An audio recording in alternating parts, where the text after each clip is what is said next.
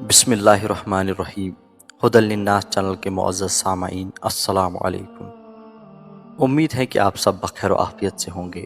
ہماری چینل میں آپ سب کا خوش آمدید۔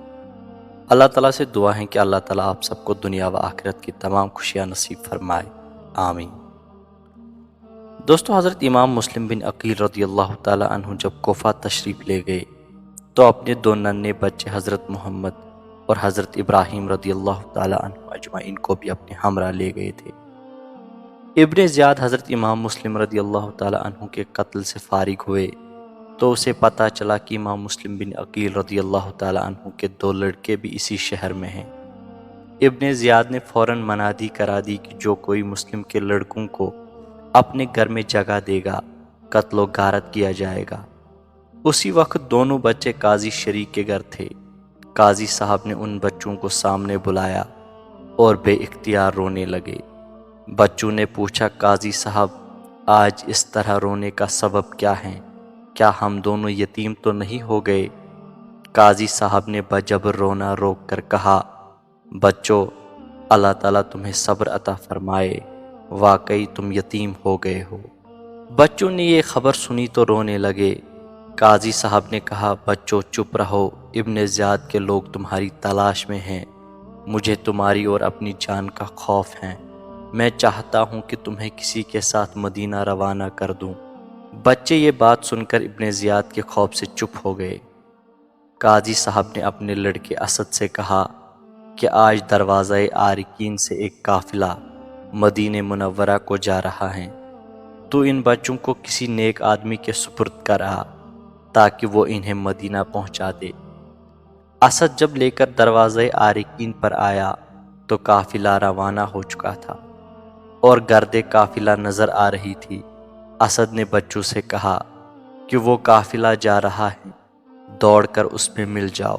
بے کس بچے قافلے کی طرف دوڑے، مگر قافلہ دور جا چکا تھا، اس لیے قافلے کو نہ پا سکے۔ اسد گھر کو واپس آ گیا تھا۔ اندھیری رات تھی، بچے راہ بھول گئے، رات بھر ادھر ادھر پھرتے رہے۔ صبح ہونے لگی تو ایک چشمہ دیکھا، تھکے ماندے تھے، اسی لیے لبے چشمہ بیٹھ گئے۔ اتفاقاً ایک لونڈی اسی چشمے پر پانی بھرنے آئی اور ان کو دیکھ کر جب اسے معلوم ہوا کہ امام مسلم رضی اللہ تعالیٰ عنہ کے بچے ہیں، رونے لگی اور کہا، صاحبزادو میرے ساتھ چلو، میری مالکہ محب اہل بیت ہیں، وہ تمہیں پا کر بہت خوش ہوگی، بالکل نہ گھبراؤ اور میرے ساتھ چلو۔ بچے حیران و پریشان اس کے ساتھ ہو لیے، اور جب گھر پہنچے تو گھر کی مالکہ یہ معلوم کر کے کہ یہ مسلم بن عقیل رضی اللہ تعالی عنہ کے یتیم بچے ہیں، دوڑی دونوں کو سینے سے لگایا اور ان کے حال پر رونے لگی اور پھر کھلا پلا کر ایک کمرے میں سلا دیا۔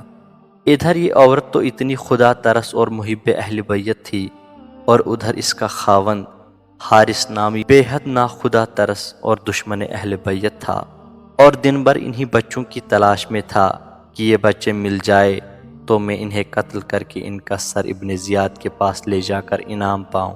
یہ عجیب منظر تھا کہ حارث دن بھر جن بچوں کی تلاش میں تھا وہ بچے اسی کے گھر میں آرام فرما تھے۔ رات کو جب یہ ظالم گھر آیا تو اس کی بیوی ڈری کہ کہیں اسے ان بچوں کا علم نہ ہو جائے، چنانچہ اس کی بیوی نے اسے جلدی جلدی کھانا کھلا کر اسے سو جانے کو کہا، اور وہ ظالم دن بھر کا تھکا ماندہ سو گیا۔ کچھ رات گئی، بڑے بچے نے چھوٹے کو جگایا اور کہا، بھائی میں نے ابھی ابھی خواب دیکھا کہ ہمارے والدہ ماجدہ بہشت میں حضور نبی کریم صلی اللہ علیہ وسلم کے ساتھ ٹہل رہے ہیں، اور حضور نبی کریم صلی اللہ علیہ وسلم ان سے فرما رہے ہیں، اے مسلم تم خود چلے آئے اور بچوں کو کیوں ظالموں میں چھوڑ آئے؟ والدہ ماجدہ نے ان سے عرض کی کہ یا رسول اللہ صلی اللہ علیہ وسلم، وہ بھی میرے پیچھے آ رہے ہیں اور صبح تک آ جائیں گے۔ چھوٹے بچے نے کہا، بھائی جان میں نے بھی یہی خواب دیکھا ہے، اور پھر دونوں بغل گیر ہو کر رونے لگے۔ ان کے رونے سے حارث کی آنکھ کھل گئی۔ بیوی سے پوچھا، یہ شور کیسا ہے؟ گھر میں کون چھپا ہے؟ وہ عورت سہم گئی اور ڈری کہ خدا جانے اب کیا ہو۔ حارث اٹھا اور چراغ جلا کر اندر آیا تو ان دونوں یتیموں کو روتے دیکھ کر بولا تم کون ہو؟ ان صاحبزادوں نے صاف صاف کہہ دیا کہ ہم فرزندان مسلم ہیں۔ ظالم حارث خوش ہو گیا۔ آیا حارث تو کہا تم ہی ہو مسلم کے پسر، کل تم ہی نے مجھے حیراں کیا 4 پہر، خیر اب کل کا عوض آج میں لوں گا جی بھر، پھینک دی ہاتھ سے پھر شم میں ادھر تیغ ادھر، دست بیداد سے ایک بائی کا بازو کھینچا، دوسرے بائی کا ایک ہاتھ سے گیسوں کھینچا، قتل کے خوف سے اٹھے نہ علی کے پیارے، اس توقع پہ ستمگر نے تماچے مارے، کھینچا اس طرح کہ پرزے ہوئے کرتے سارے، منہ کے بل گر پڑے وہ برج شرف کے تارے، یا حسین ابن علی ایک نے بسد یاس کہا، دوسرے بائی نے حضرت عباس کہا۔ پھر یہ ظالم ان دونوں صاحبزادوں کو گھسیٹتا ہوا باہر لایا۔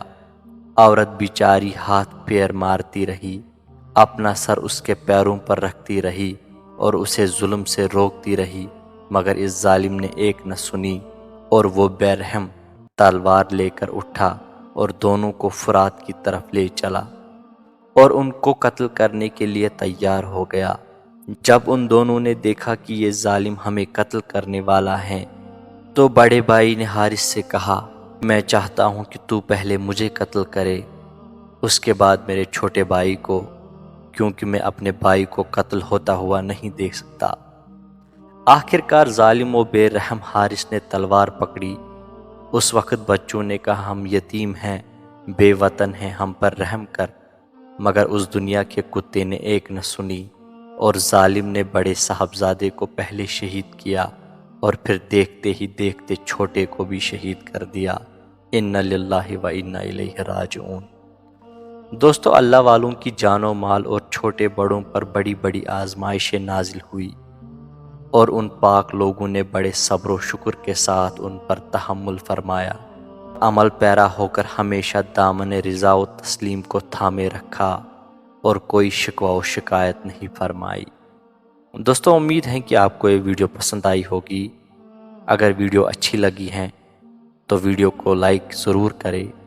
اگر آپ ہماری چینل پر نئے ہیں تو چینل کو سبسکرائب ضرور کریں۔